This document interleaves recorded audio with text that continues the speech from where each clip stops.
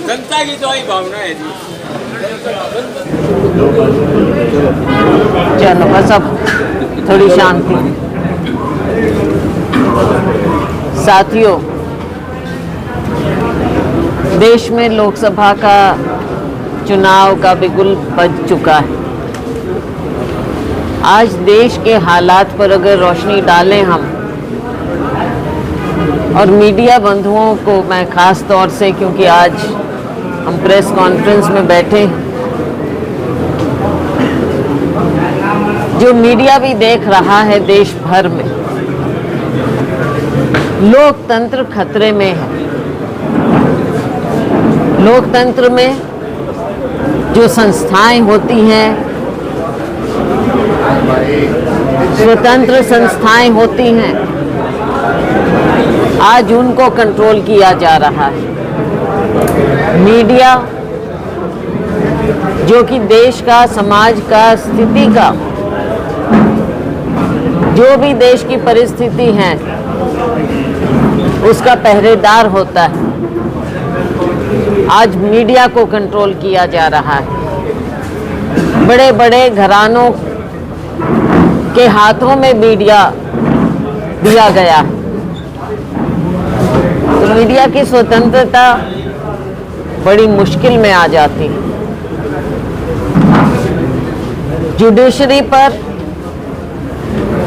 बार बार दबाव दिया जाता है, लेकिन जुडिशरी एक ऐसे संस्था है जिस पर लोगों का अभी भी विश्वास चल रहा है, और उसकी मिसाल आपने देखी इलेक्टोरल बॉन्ड्स वाला मामला जब सामने आया।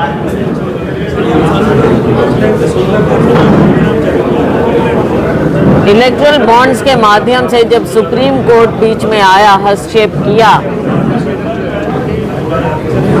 तो पर्दाफाश हुआ इस सरकार की, भारतीय जनता पार्टी सरकार की कारगुजारी का, कि कैसे लोगों को दबाकर जो बिजनेस हाउस हैं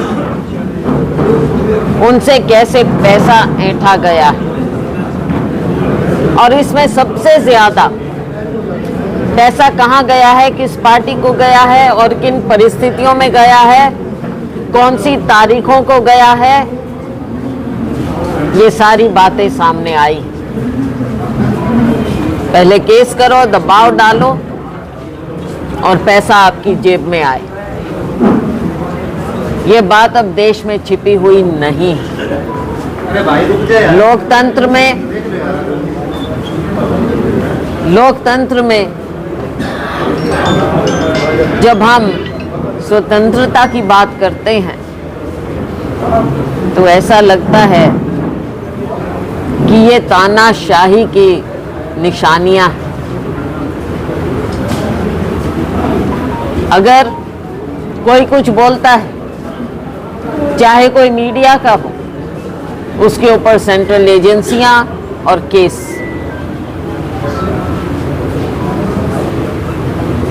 राजनीतिक प्रतिद्वंद्वी होते हैं।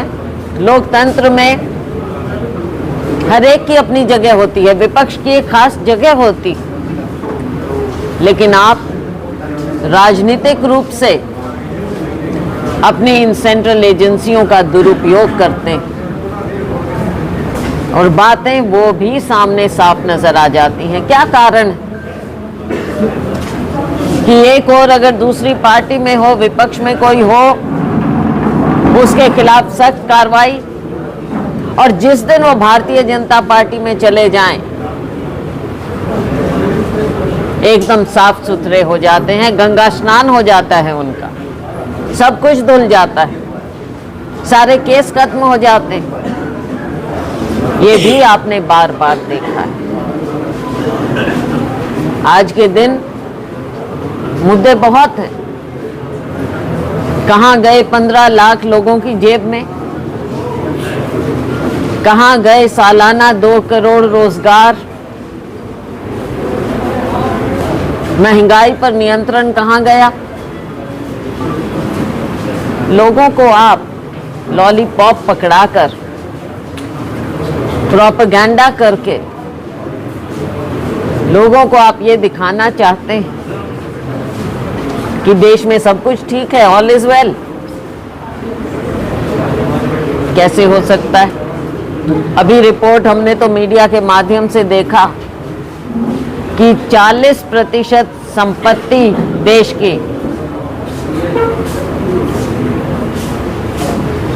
1% लोगों के हाथ में, यानी आधा आधा हिस्सा देश की संपत्ति का आपने 1% लोगों के नाम कर दिया। ये कैसी नीति है सरकार की? सरकार की नीतियों के कारण हुआ है। 10 साल से जो लोगों की आंख में धूल झोंकी है, ये उसके कारण हुआ है। आप सोचते हैं कि चुनाव आए, ध्यान बांटें, कभी मंदिर की बात करें, कभी कुछ और बात करें,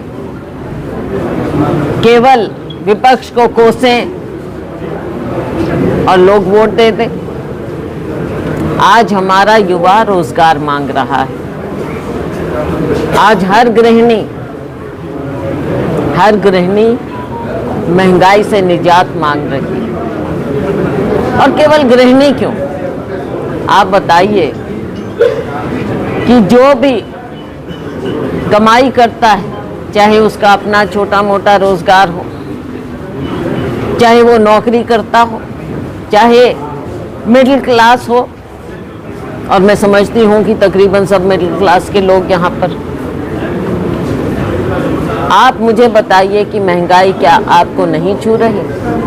जिसकी सैलरी फिक्स हो, जिसकी इनकम फिक्स हो और महंगाई बढ़ती जाए, घर के खर्च